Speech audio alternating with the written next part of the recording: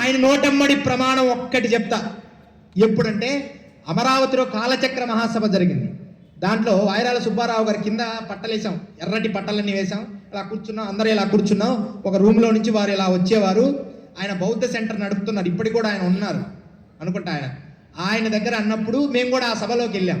వెళుతున్నప్పుడు ఈయన సుబ్బారావు మాట్లాడుతూ ఏమంటున్నాడంటే, చాలా గొప్పవారు, ఆయన కూడా 90 ఏళ్ళ వయసు ఉంది, ఇప్పటికి ఉన్నారు, ఆయన ప్రమాణం ఉన్నారు. ఇప్పుడు మీరు ఆయన కూడా మీరు బుద్ధ సెంటర్ అమరావతి ఆయన ఉన్నారు, మీరు ఆయన కలిసినప్పుడు చెప్తారు ఈ విషయం. ఆయన అంటూ బోధిసత్వుడు మన ముందున్నాడు, సాక్షాత్ బోధిసత్వ స్వరూపుడు పత్రిజీ మాస్టర్ అని ఆయన అన్నాడు. ఆగండి, ఇప్పుడు చప్పట్లు కొట్టాల్సింది. పత్రిజీ గబగబా లేచి వచ్చాడు. మీరు యాక్టింగ్ చేసి చూపిస్తాను నేను, ఎందుకంటే కల్లారా అనుభవాన్ని పొందా.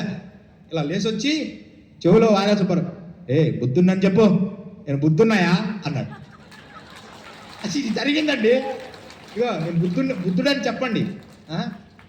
ఆయన ఉన్నారట, చూడండి, ఆయన పక్కన ఆయన ఉన్నాడట, బుద్ధుడని చెప్పు అన్నాడట. అంటే ఇంక అంతకంటే ఇక ప్రమాణం ఏంటండి?